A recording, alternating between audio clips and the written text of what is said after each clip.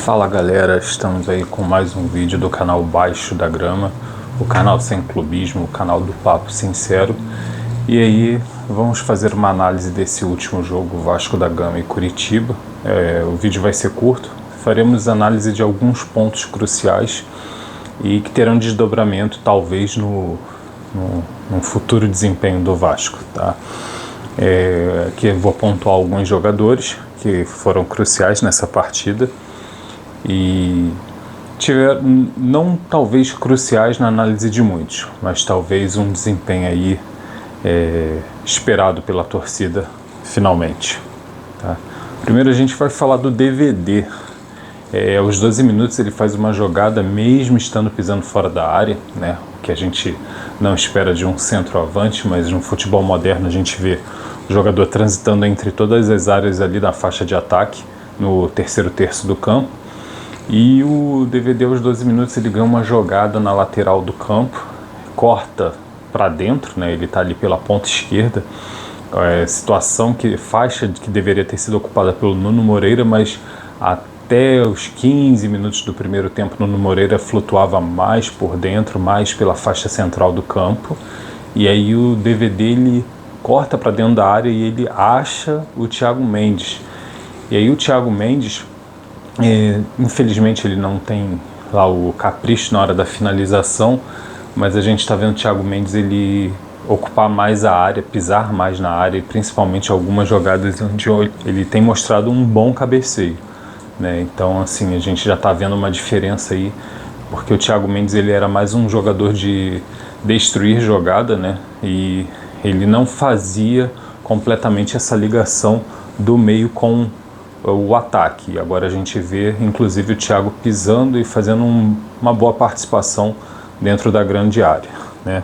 Então aos 12 minutos o David faz essa jogada, uma jogada interessante que poderia culminar aí no primeiro gol do Vasco, né? O David tem se mostrado, ele tem essa característica, ele joga pela ponta, mas ele é um jogador veloz, ele protege bem a bola, tanto que ele consegue proteger a bola até chegar na grande área, ele ganha no corpo, ele faz um drible de corpo e consegue achar o Thiago Mendes dentro da área. Infelizmente não culminou no gol, né?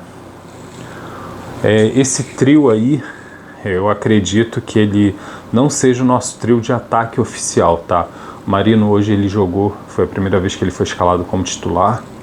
Desde que ele chegou havia grande expectativa em relação a ele, mas ele hoje se mostrou o jogador mais agudo com certeza em campo, né? Substituiu bem o Andrés Gomes, que de longe junto com o Thiago Mendes é o melhor jogador que o Vasco tem desde o final do ano passado, mas acredito que uma dupla de pontas, né? Marino e Andrés Gomes fariam toda a diferença. O Andrés Gomes ele constantemente é caçado e o Marino hoje ele foi caçado o tempo inteiro, e a partir dos 18 minutos ele começa a fazer boas jogadas, né? Tanto nos 18 minutos do primeiro tempo e 8 minutos do segundo tempo. Ele infelizmente no primeiro tempo teve uma jogada que não foi pênalti, né? No segundo tempo, se não me engano agora, mas ele com certeza ele foi muito agudo, mostrou bastante técnica. Então assim, diferente do Andrés que está se desenvolvendo agora, o Marino ele já é um jogador bem técnico e somado à velocidade com certeza teria muito a contribuir. Eu acredito que ele jogando pela direita e o Andrés Gomes jogando pela esquerda, com o David ocupando realmente a grande área, nós teríamos um ataque muito forte. O Nuno Moreira ele trocou de lado desde que o Andrés Gomes começou a jogar. O Andrés jogou a primeira partida dele pelo lado direito e o Nuno sempre jogando pela esquerda, até que o Diniz fez essa inversão. E é claro, o Nuno foi um jogador muito sacrificado com o espírito de professor Pardal do Fernando Diniz, né? Infelizmente o Nuno Moreira ele jogou muito cansado. Agora que ele está melhor, está descansado, ele está tendo um desempenho um pouco abaixo do que ele rendia no ano passado, mas é um jogador que é muito importante com certeza. Ele é muito técnico, ele tem uma visão de jogo, e esse cara com certeza ele deveria ser o nosso camisa 10, ele deveria jogar centralizado ali, distribuindo bola e também, claro, chutando de fora da área. Ele tem um bom chute. Então acredito que essa trinca aí, não com o Nuno ocupando uma posição de centroavante, mas ocupando a função de camisa 10, sendo o cérebro da equipe, né? Felizmente no jogo de hoje, na substituição, ele sai para o Matheus França entrar e não é... E nessa situação o Matheus França de novo, ele não tem bom rendimento, né? E o Rojas, que tem entrado bem no segundo tempo, o Renato tem colocado o Rojas, tem ajudado bastante, porque também é um jogador inteligente. Então eu acredito que essa dobradinha Nuno e Rojas, não os dois jogando juntos, mas um substituindo o outro, poderia não comprometer a parte cerebral do nosso time, né? E aí, já perto de finalizar esse vídeo, como eu falei, só alguns aspectos pontuais.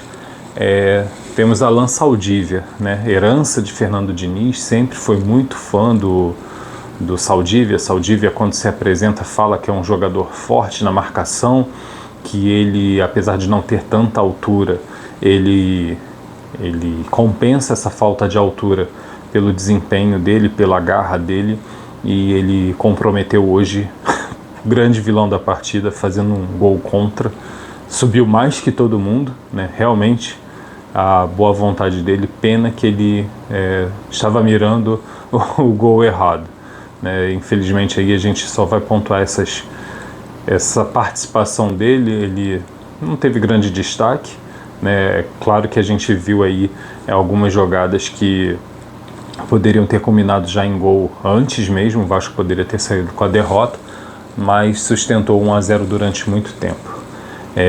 Um destaque para o Coritiba é o Lucas Ronier.